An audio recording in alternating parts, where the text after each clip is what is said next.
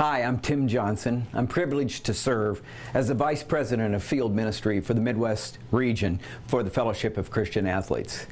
I've known I wanted to coach since I was 12 years old because of a coach.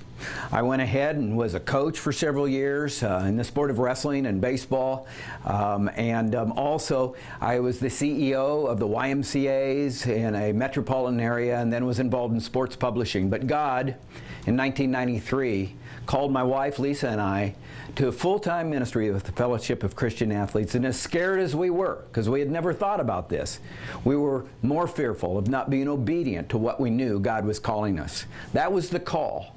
And the Lord knew He could train the called. And so almost 23 and a half years later, here we are, living the dream. And it's just so good to be with you because when we started, if we hadn't had a group of go-to people, now I'm a broadcaster like Rick. I do wrestling, Rick does baseball, but when I'm on the Big Ten Network or ESPN, and it's a close match, and it's at the end, I'm saying out loud, I wonder what his go-to move is. He needs to hit his go-to move to score. Well, we in the ministry need go-to people, like a leadership board, like Greater St. Louis's leadership board. You, for 50 years, have been supporting Rick and Walt Enoch, and you've been the go-to group that has caused FCA in St. Louis to impact this community like none other.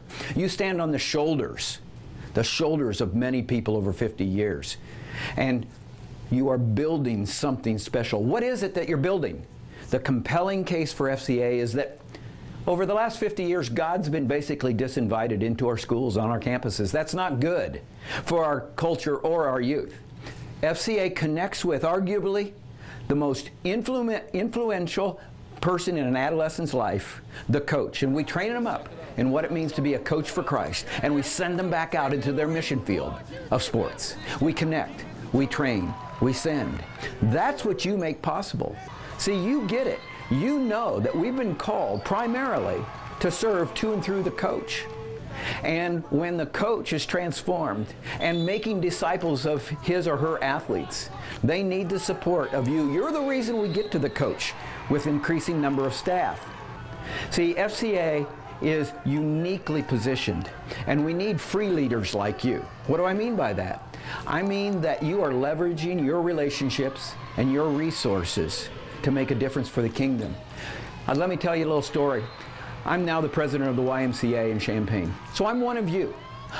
I was talking to a former National Board of Trustees member, Rick Stevens, and saying, I think I know the leader that we need to get, because we had taken over the Y and we were going to plan to build a new YMCA. And he said, who is it? And I told him who it was. He said, if you can get him, I'll go from 1 million to 5 million in regards to my donation. He said, and Tim, you'll be the chairman of the board. And I started to argue with him, and he interrupted me. He said, Tim, everyone needs to lead for the kingdom in their community in something they don't get paid for.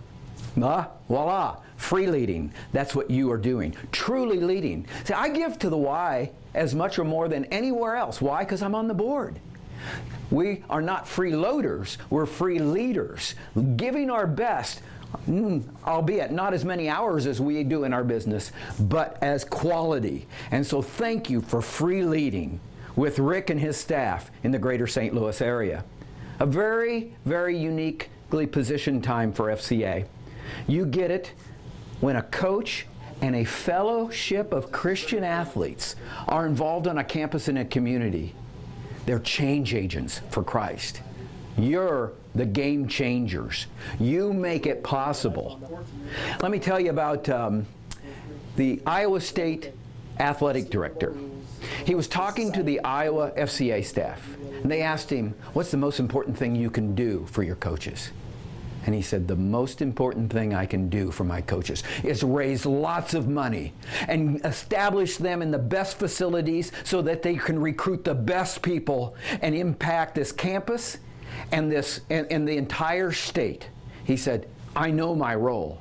And see, you do too. That's why St. Louis has been so successful.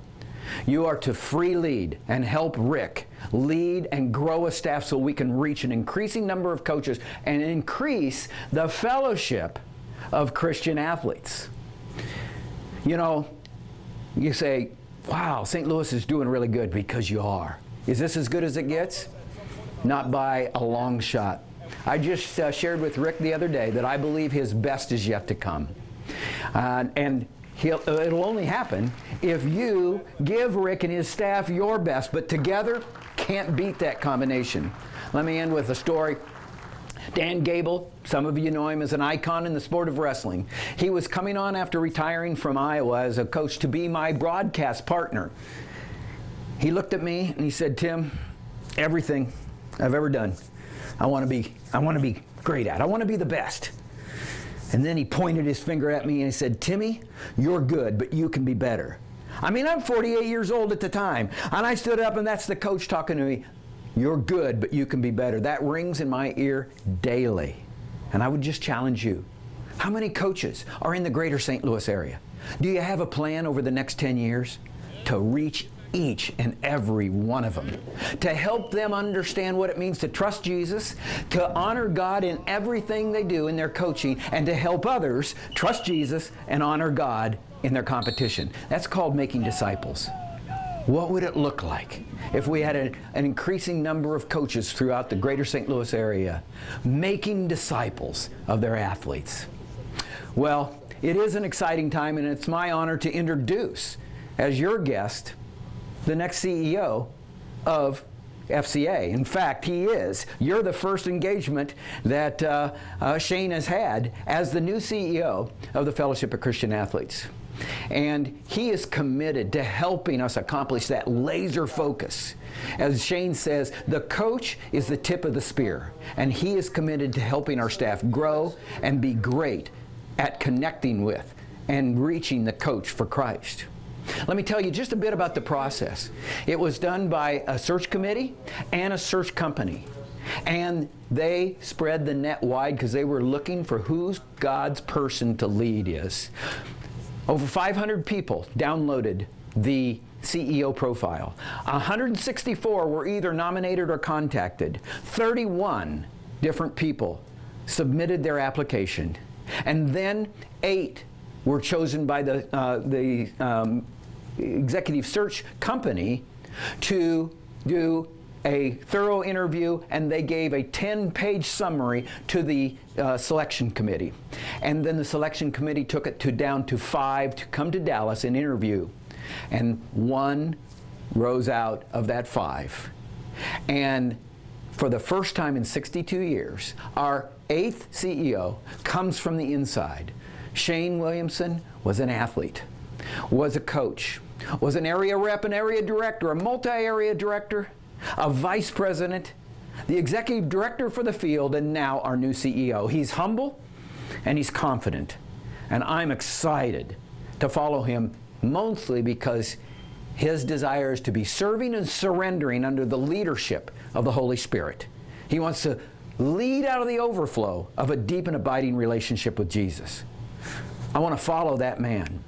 And I think you're going to enjoy and be inspired by him now as he speaks to you.